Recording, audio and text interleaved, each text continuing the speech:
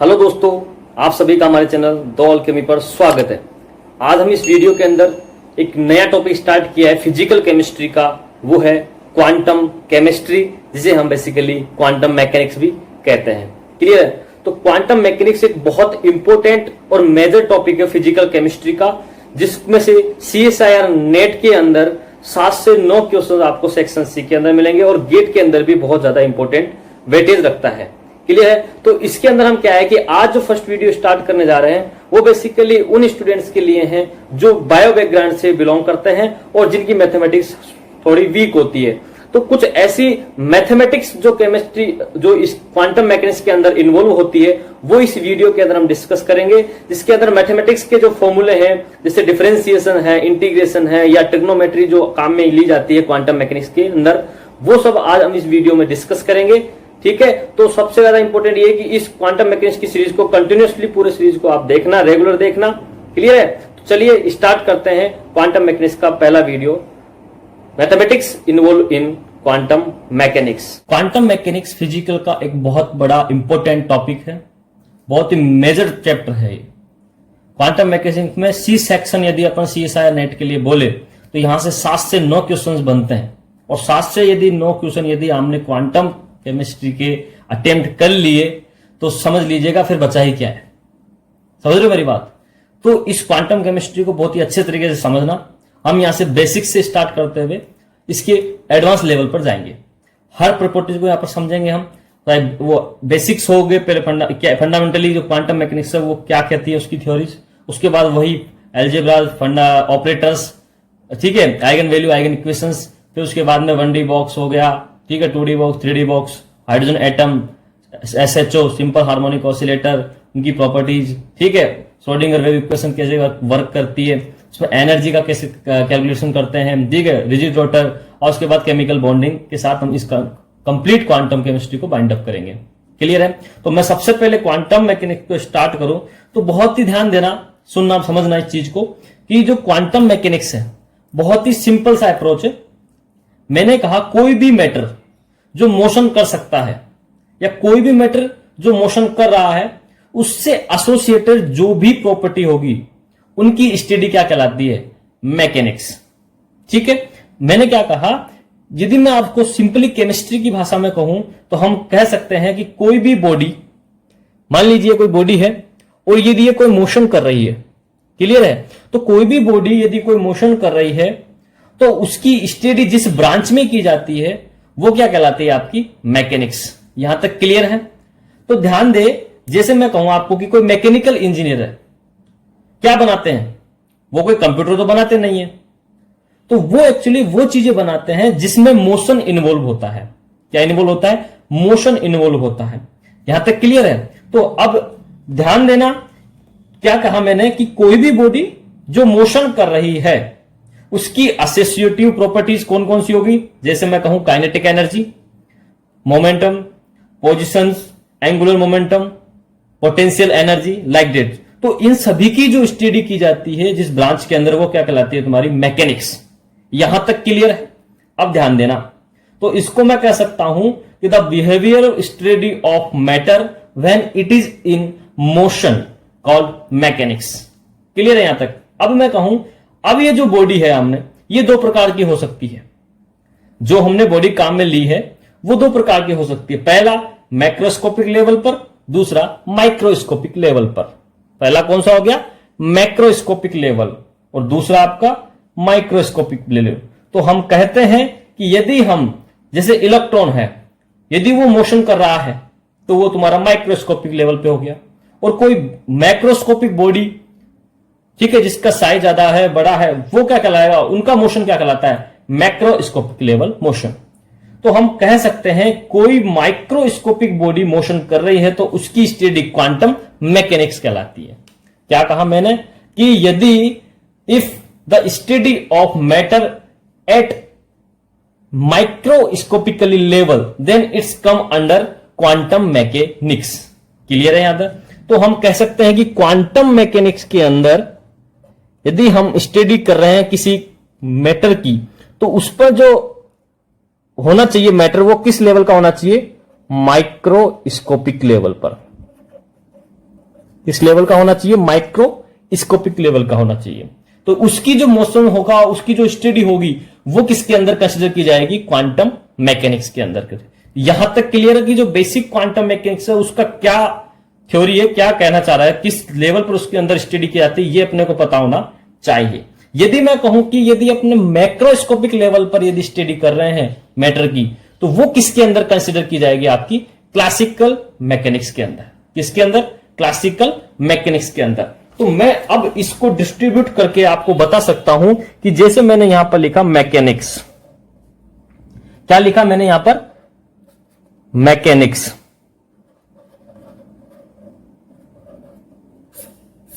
Clear? तो ये जो मैकेनिक्स है, क्या है आपकी? मैकेनिक्स। तो मैकेनिक्स को समझना है ना आपको, तो सबसे पहले मैकेनिक्स को समझते हैं, ध्यान से देखना। अब तो देखो यहां पर मैंने लिखा है यहां पर mechanics.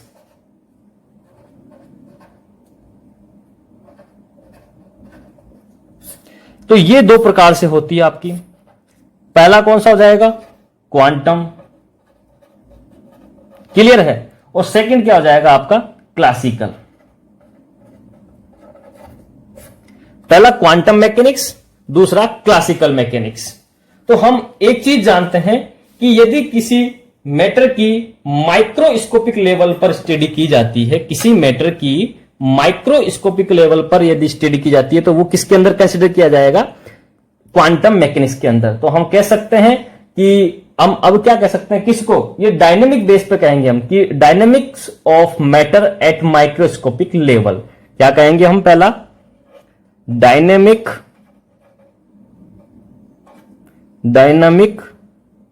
Of matter eight microscopic level.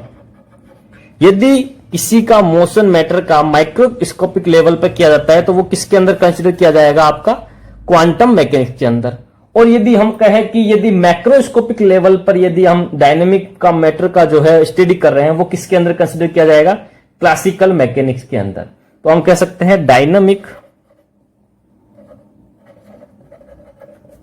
Of matter eight macroscopic level. तो वो किसके अंदर किया जाएगा कंसिडर? क्लासिकल मैकेनिक्स के अंदर। सेकंड इंपॉर्टेंट चीज क्या है, ध्यान दीजिए कि जो आपका क्वांटम है मैकेनिक्स है, वो क्या है? इनविजुअल वर्ल्ड है। क्या कहलाएगा? कि आपका जो क्वांटम मैकेनिक्स है वो इनविजुअल वर्ल्ड कहलाता है। इस मतलब क्या हो गया? इसका मतलब वो हो गया कि जैसे श्रोडिंगर इक्वेशन है, क्वांटम मैकेनिक्स के अंदर कंसिडर की जाती है। तो इसके अंदर क्या होता है कि किसी भी प्रकार का हमको ये दिखाई नहीं देता, ना इसके अंदर वेव दिखाई देती है। तो ये ऐसी इनविजिबल चीजें हैं जो हाइपोथेटिकल है, हमको दिखाई नहीं देती है। क्लियर है? जैसे मैं कहूं कि 1D बॉक्स है, 1D बॉक्स में हम क्या देखते हैं? मूविंग पार्टिकल अज्यूम करते हैं। क्लियर है? वो दिखाई नहीं देता, तो उसकी स्टडी किसके अंदर करते हैं? Quantum mechanics. तो हम कह सकते हैं कि जो क्वांटम मैकेनिक्स है वो इनविजुअल वर्ल्ड कहलाता है, लेकिन जो आपका क्लासिकल है वो क्या कहलाता है? Visual world. क्लियर है? क्योंकि क्लासिकल के अंदर विजुअल है, क्योंकि इसमें हम किस चीज की स्टडी करते हैं? क्योंकि यहां पर जो जैसे लॉज दिए गए हैं, चाहे वो न्यूटन्स लॉ, एप्पल को गिरता हुआ देखा गया है, तो वो क्लासिकल मैकेनिक्स में आता है। क्वांटम मैकेनिक्स में इनविजिबल वर्ल्ड। क्लियर है? यहां तक ये दो इंपोर्टेंट पॉइंट क्लियर हो गया। क्लियर है? तो सेकंड क्या पॉइंट हो गया आपका? यहां पर क्या है? इनविजिबल वर्ल्ड, और यहां पर विजिबल। यहां तक clear? Next third important point क्या है कि हम कह सकते हैं कि ये जो थ्योरी है ये अजम्पशन पर बेस्ड है। कौन सी? Quantum mechanics. क्वांटम मैकेनिक्स जो है वो अजम्पशन पर बेस्ड है, और जो अजम्पशंस है वो क्वांटम मैकेनिक्स के क्या कहलाते हैं? पोस्टुलेट्स कहलाते हैं। क्लियर है? कि यहां पर हम अजम्पशन काम में लेते हैं, किसके अंदर? क्वांटम मैकेनिक्स के अंदर। और ये जो अजम्पशन होते हैं इनको हम क्या कहते हैं? Postulates of quantum mechanics. अब दूसरा ध्यान देना, इंपोर्टेंट चीज क्या है? इंपोर्टेंट ये कि इन अजम्पशंस का, जिनको हम पोस्टुलेट्स कह रहे हैं क्वांटम का, इनका कोई ड्रॉबैक नहीं है। ड्रॉबैक इसका नहीं है मतलब, क्योंकि ये जो पोस्टुलेट है ये अनप्रूव्ड है बट एक्सेप्टेबल है, और इनके ऊपर नो फर्दर क्वेश्चंस मार्क।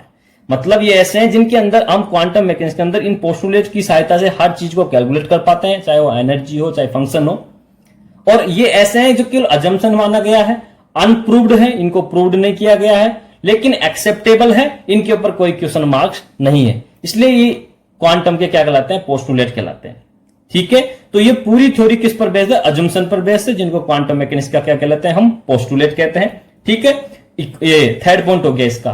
तो ठीक है, तो इसको क्या कहेंगे हम, अजम्पशंस काम में लेते हैं। तो ये थ्योरी किस पर बेस्ड है, based on assumption, based on assumption. Clear है। बट ये वाली क्लासिक थ्योरी किस पर बेस्ड है, क्लासिक थ्योरी जो है well packed theory based theory है। कौन सी है, based on well packed theory, मतलब जो थ्योरी कंप्लीट रूप से नॉन है वो थ्योरी किसके अंदर आती है, क्लासिकल मैकेनिक्स के अंदर। अब मैं बात करूं, कुछ एग्जांपल मैं आपको बताऊं तो ध्यान देना। ये क्वांटम मैकेनिक्स में हम का एग्जांपल जैसे हम बोले तो हम डी ब्रोगली ड्यूल नेचर का जो थ्योरी है। ठीक है, दूसरा हो सकता है श्रोडिंगर वेव इक्वेशंस है। ये सब किसके अंदर आएगी, क्वांटम मैकेनिक्स के अंदर बात करेंगे। लेकिन जब मैं क्लासिकल मैकेनिक्स की बात करता हूं तो यहां पर आता है आपका न्यूटन्स लॉ, मैक्सवेल का इलेक्ट्रोडायनेमिक नेचर और आइंस्टीन रिलेटिविटी थ्योरी। ये सब किसके अंदर आएगा, क्लासिकल मैकेनिक्स के अंदर। ठीक है, तो मैकेनिक्स दो प्रकार से डिवाइड की गई on the basis of macroscopic level and microscopic level, quantum and classical. Clear है। क्वांटम मैकेनिक्स जिसमें अंदर माइक्रोस्कोपिक लेवल पे स्टडी की जाती है, क्लासिकल के अंदर मैक्रोस्कोपिक लेवल पे की जाती है। क्वांटम जो है वो इंडिविजुअल वर्ड है। ठीक है, और ये बेस्ड ऑन अजम्पशन होती है, जिनको पोस्टुलेट ऑफ क्वांटम मैकेनिक्स कहते हैं। इसके अंदर हम श्रोडिंगर वेव इक्वेशन को काम में लेते हैं। यहां तक ये चीज आपके समझ में आ गई होगी, जस्ट रिकॉल किया हमने ये सब चीजें, यहां तक क्लियर है। अब मैं आपको ध्यान से देखना, अब हम स्टार्ट करते हैं कुछ बेसिक मैथमेटिकल फॉर्मूलाज जो क्वांटम मैकेनिक्स के अंदर इन्वॉल्व होते हैं। क्लियर है। क्या कहा मैंने कि अब हम कुछ ऐसे मैथमेटिकल जो फॉर्मूलाज है जो हम क्वांटम मैकेनिक्स के अंदर अपने इन्वॉल्व होंगे, जब हम वहां पर डेरिवेशंस करेंगे तो उसके अंदर ये सब चीजें इन्वॉल्व होगी। तो वो बेसिक जो चीजें वो हम यहां पर आज डिस्कस कर लेते हैं। क्लियर, ताकि उनकी नॉलेज होना जरूरी है, ताकि आगे यदि हमको कोई क्वेश्चन बताते हैं तो वहां पर हमको दिक्कत नहीं आनी चाहिए। क्लियर है। तो अब हम स्टार्ट करते हैं वन बाय वन। तो सबसे पहले आज हम इस वीडियो में डिस्कस करेंगे डिफरेंशिएशन। तो सबसे पहले तो मैं आपको हेडिंग बता दूं, हेडिंग क्या हो गया अपना, क्वांटम मैकेनिक्स के अंदर बेसिक मैथमेटिक्स जो इन्वॉल्व होती है उसको यहां पर हम डिस्कस करेंगे। ठीक है, the mathematics involve in quantum mechanics, mathematics involve in quantum mechanics. Clear है यहां तक। सबसे पहले मैं बात करता हूं आपके सामने डिफरेंशिएशन की। सबसे पहले किसकी बात कर रहा हूं मैं, डिफरेंशिएशन की। डिफरेंशिएशन में नंबर 1 जो है, ये फॉर्मूलाज हैं जो आपको याद करने, इस पर प्रैक्टिस भी करेंगे हम। ठीक है, तो सबसे पहले जो फॉर्मूला है आपका, वन बाय वन नोट करते हुए रखना पेन पेपर के साथ में, ताकि ये आपको रिकॉल होते रहे। इनको याद करना बहुत जरूरी है। ये बेसिक सिंपल है, ज्यादा इंपोर्टेंट, ज्यादा कुछ नहीं हम डिस्कस करेंगे, बेसिक छोटी छोटी चीजें इसके अंदर हम डिस्कस करेंगे। क्लियर है। तो सबसे पहले अब मैं आपको बताता हूं, सबसे पहले लिखा मैंने D by D x of C. Clear है, D by D x of C.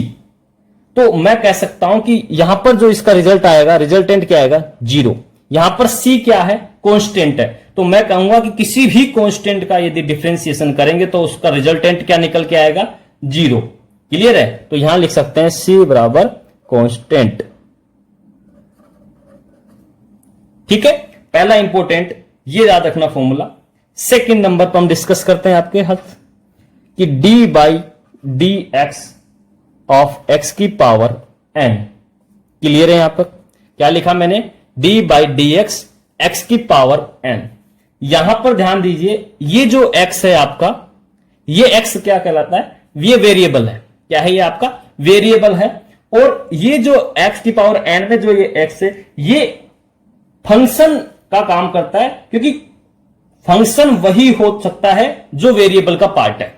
Function वही हो सकता है जो वेरिएबल का पार्ट है। इसलिए ये इसका जब हम डिफरेंशिएशन करेंगे, किसका, डी बाई डी एक्स, किसका, एक्स की पावर एन का, तो जो रिजल्टेंट निकल के आता है वो क्या आता है, एन एक्स की पावर एन माइनस 1। क्लियर? यहां पर क्या निकल के आया कि एन एक्स की पावर एन माइनस 1। ठीक है, एक एग्जांपल से मैं आपको समझा देता हूं क्या कहा मैंने, इसका मीनिंग क्या है। एग्जांपल से समझना, इसका मीनिंग यह है कि मैंने मान लो आपको बोला कि D by D X X की पावर 5, इसका डिफरेंशिएशन करना है। तो इसका जब डिफरेंशिएशन करेंगे तो क्या होगा, ये 5 क्या हो गया, यहाँ पर एन हो गया, तो एन की पावर एक्स एन माइनस 1, तो यहां लिखेंगे 5 एक्स की power 5 minus 1 is equal to 5 X की पावर 4। तो जो रिजल्टेंट निकल के आएगा इसका डिफरेंशिएशन करने के बाद वो क्या आएगा, 5x बाई 4। क्लियर है? तो ये एक सेकेंड नंबर का फॉर्मूला हो गया जो इंपॉर्टेंट है, याद रखना। थर्ड इंपॉर्टेंट फॉर्मूला है D by D X C dot X की पावर एन। सी यहां पर क्या है, कांस्टेंट है। इसका डिफरेंशिएशन हो या इंटीग्रेशन दोनों ही नहीं होता है, सिंपली कांस्टेंट है। हम कह सकते हैं इसको बाहर निकाल लेते हैं, क्या कर लेते हैं, रिजल्टेंट में बाहर ले लेते हैं, क्योंकि ना इसका डिफरेंशिएशन होता है ना इसका इंटीग्रेशन होता है। तो इसको जैसे ही हम बाहर लेंगे तो अब जो इसका जो सेकेंड रूप निकलेगा वो क्या हो जाएगा, C D by D X X की पावर एन।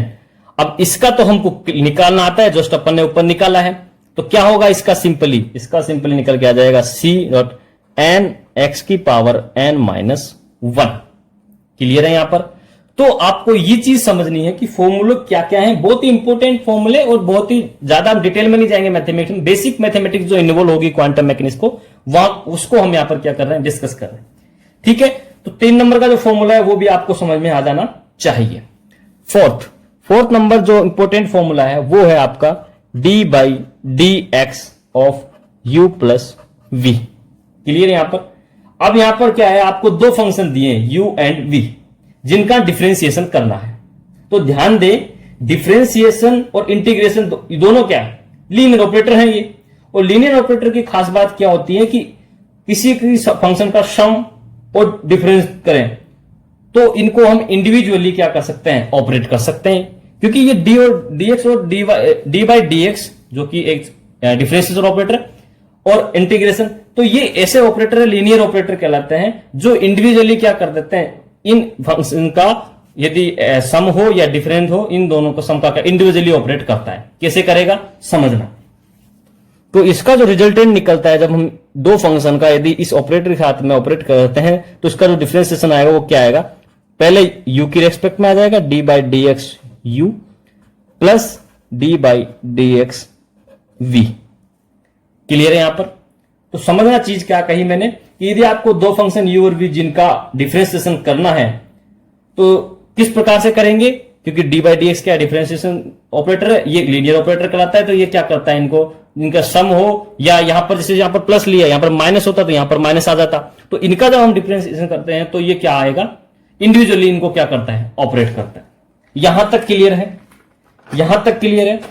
चलिए नेक्स्ट इंपॉर्टेंट फॉर्मूला है D by D x u multiply and v. U and v, u v का क्या है, 2 फंक्शन के प्रोडक्ट्स दिए गए हैं आपको। यहां पर क्या दिया गया है, 2 फंक्शन का प्रोडक्ट दिया गया है।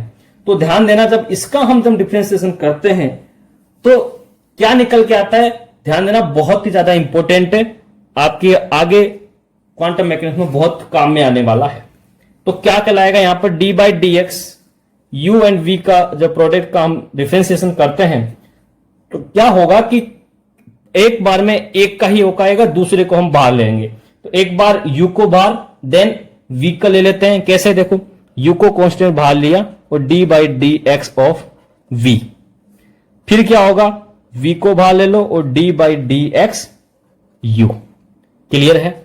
यहां तक बात समझ में आ रही क्या कह रहा हूं मैं?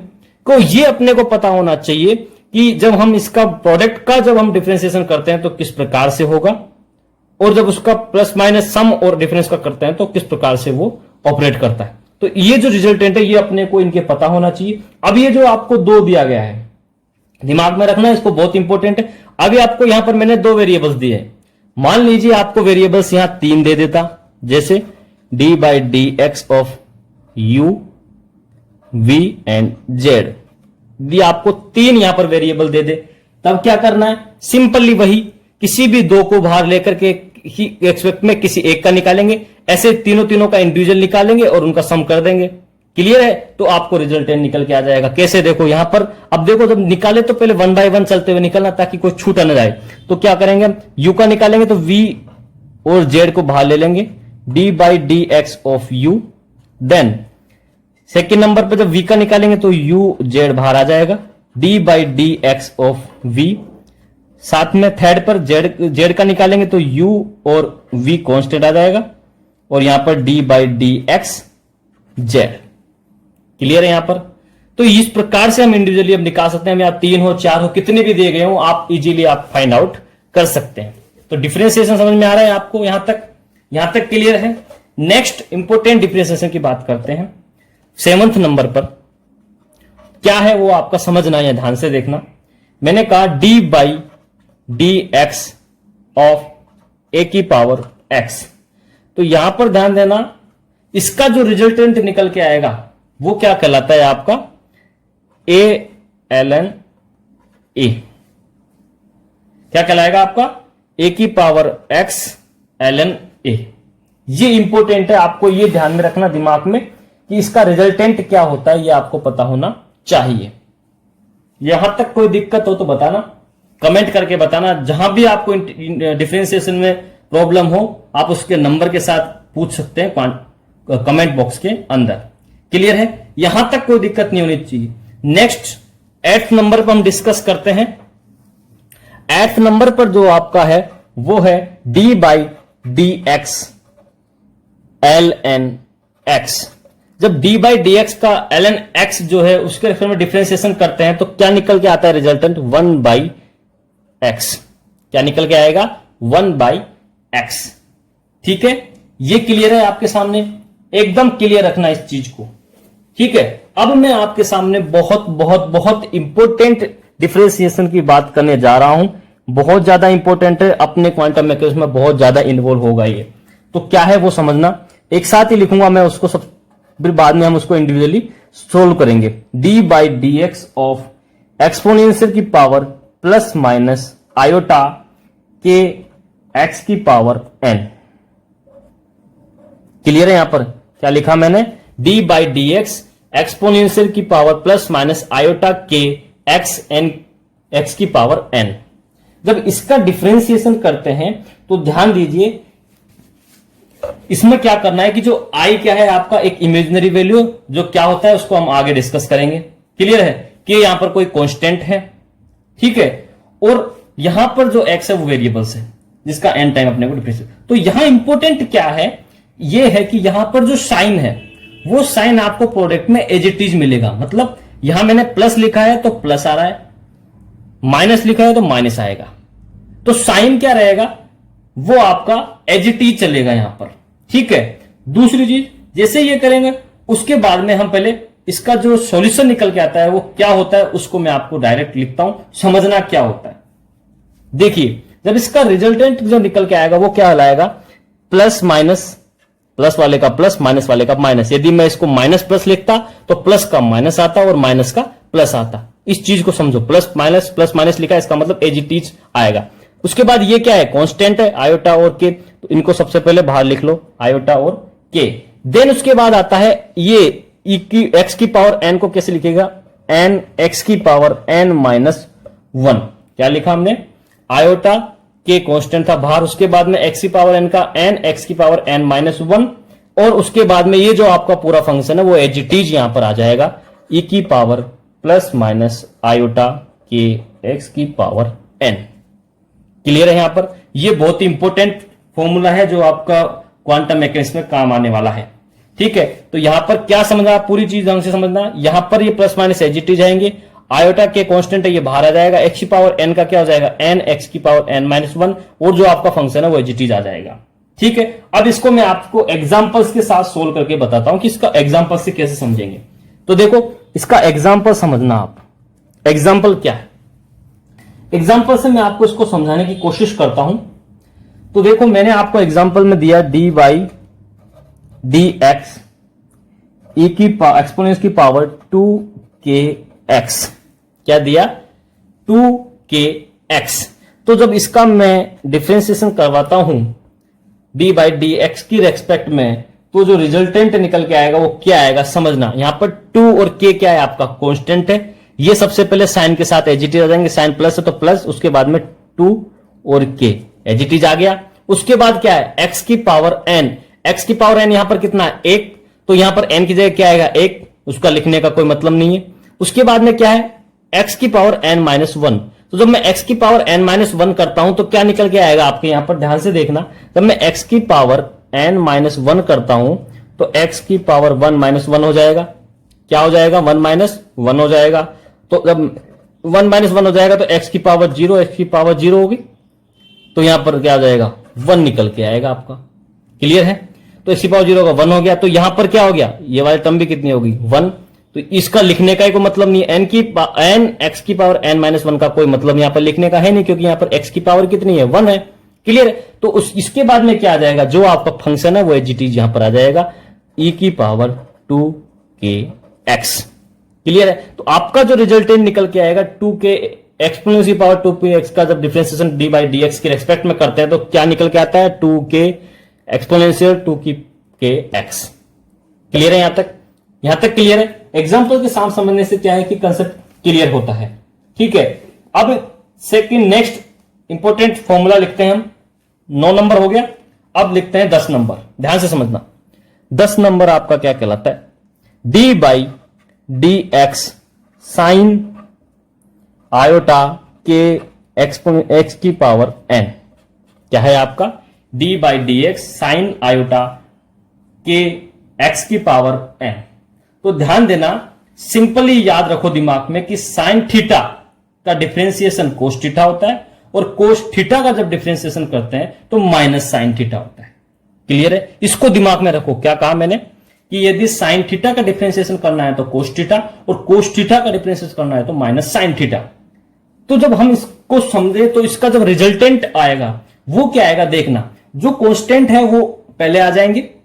ठीक है, तो रिजल्ट कांस्टेंट का आयोटा के पहले आ जाएगा, तो आयोटा के सेम इसी का वही जो ऊपर करते हुए आए थे n x की पावर n माइनस 1। और ये जब वापस फंक्शन जब एज इट इज आएगा तो साइन किस में कन्वर्ट हो जाएगा आपका कोस में। तो कैसे कन्वर्ट हो जाएगा देखना, यहां पर यहां आ जाएगा आपका कोस आयोटा के x की पावर n। एक एक चीज को समझो, क्या कहा मैंने, समझ में आ रहा है फॉर्मूला किस प्रकार से लिखा है। एग्जांपल से हम समझेंगे इसको, अभी हम किस प्रकार से इसको हम सोल्व करते हैं। देखो अब मैं आपके सामने एक एग्जांपल लिखता हूं, डी बाई डी एक्स, ये आपका एक एग्जांपल है, साइन 4kx। साइन 4kx का डी बाई डी एक्स की रिस्पेक्ट में हमने डिफरेंशिएशन किया तो जो रिजल्टेंट निकलता है क्या होता है, मैंने कहा पहले कांस्टेंट को बाहर ले लो। कांस्टेंट क्या है यहां पर 4k। अब x की पावर जब 1 ही है तो n x की पावर n माइनस 1 कितना आएगा 1 आएगा, लिखने का कोई मतलब नहीं है। अब उसके बाद जो फंक्शन है उसको एज इट इज, साइन है तो कोस में, कोस है तो माइनस साइन में, तो साइन है यहां पर तो क्या आ जाएगा यहां पर कोस 4kx। क्लियर है? तो किस प्रकार से इसका रिजल्टेंट निकला है डिफरेंशिएशन के बाद में, ये सबसे पहले अपने को पता होना चाहिए। सबसे पहले हम क्या करते हैं, कांस्टेंट को बाहर निकाल लो यहां। ठीक है, क्लियर है यहां पर? अब एक एग्जांपल और समझाता हूं मैं आपको, एक एग्जांपल और समझो, यहां पर इंपॉर्टेंट है इसलिए मैं आपको एक एग्जांपल से और समझाता हूं। D by D x sine iota के एक्स की पावर 2। क्लियर है यहां पर? D by D x sine iota के एक्स की पावर 2। जब इसका मैं डिफरेंशिएशन करता हूं डी बाई डी एक्स की रेस्पेक्ट में तो क्या निकल के आता है, सबसे पहले उसको समझो कि जो कांस्टेंट है उसको एज इट इज बाहर लो। तो कांस्टेंट यहां पर क्या है, आयोटा और के। आयोटा और के क्या है यहां पर कांस्टेंट है। एक्स की पावर कितनी है, अब यहां पर 2 है।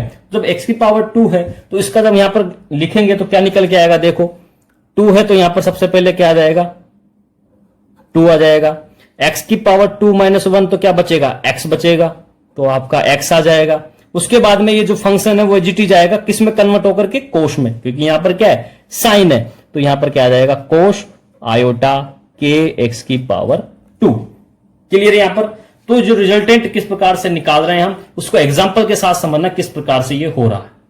क्लियर है यहां पर? नेक्स्ट इसके बाद में 11th नंबर पर जो है उसको समझना क्या है। 11th नंबर पर हम डिस्कस करने जा रहे हैं अब। नेक्स्ट जो फॉर्मूला है वो है आपका D by D X cos iota के एक्स की पावर एन।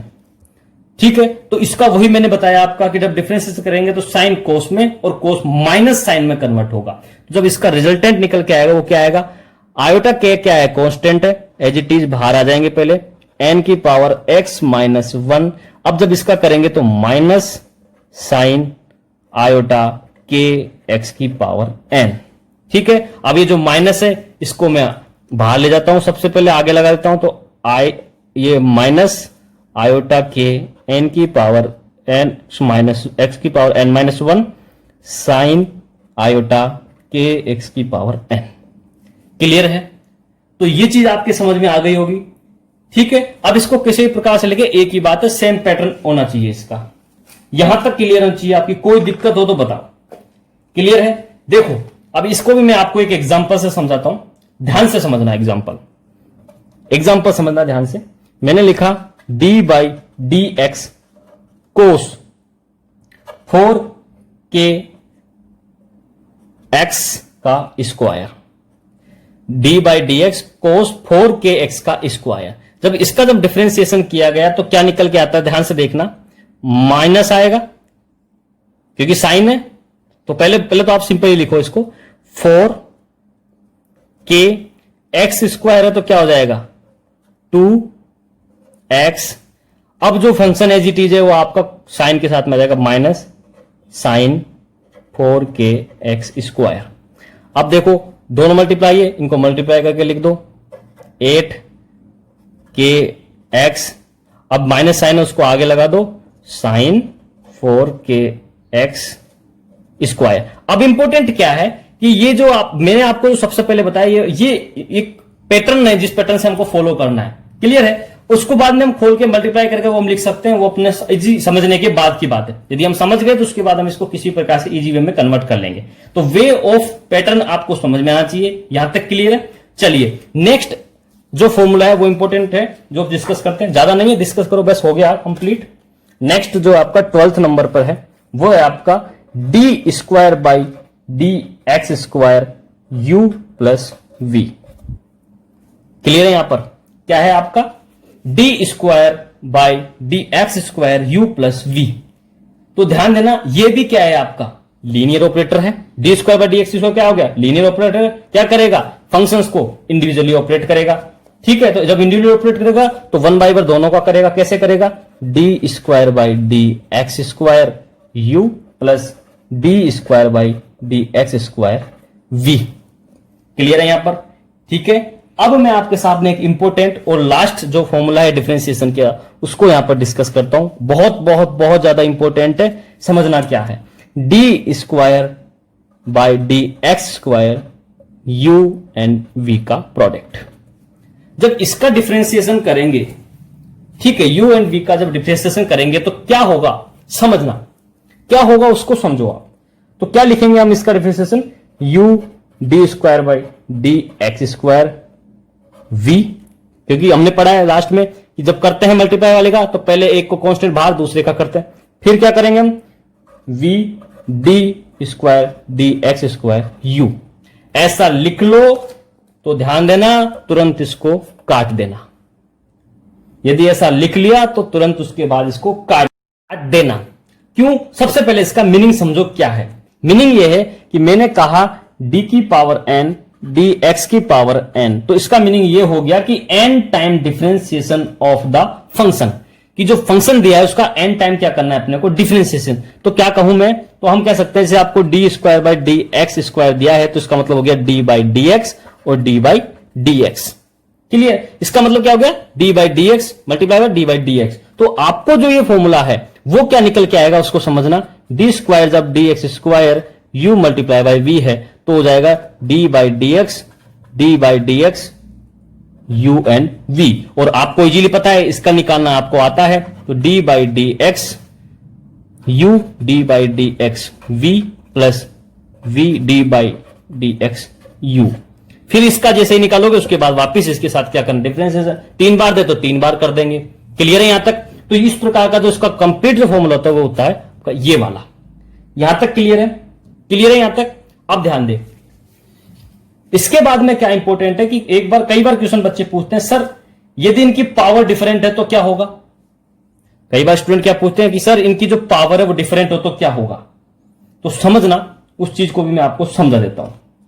तो बच्चे कई बार कहते हैं सर इनकी पावर डिफरेंट हो तो क्या होगा, मतलब बच्चों का कहने मतलब ये हो गया सर d की पावर 3 और dx की पावर 2 है तो क्या होगा। तो उसका मतलब होगा नो, कुछ नहीं होगा इसका मतलब। क्यों?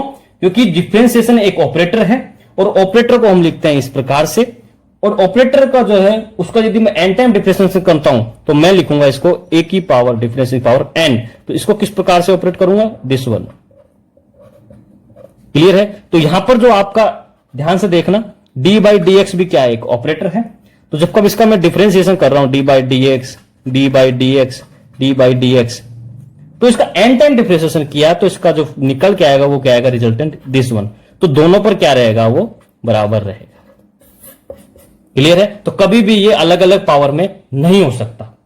ठीक है, यहां तक क्लियर है? इस वीडियो में हम यहीं तक रखते हैं। इसके बाद जो अब इंटीग्रेशन और कुछ ट्रिग्नोमेट्रिक के जो फॉर्मूला है वो अगली वीडियो में डिस्कस करेंगे। क्लियर है? उसके बाद हम क्वांटम मैकेनिक्स के अंदर कंटिन्यूसली इन्वॉल्व हो जाएंगे।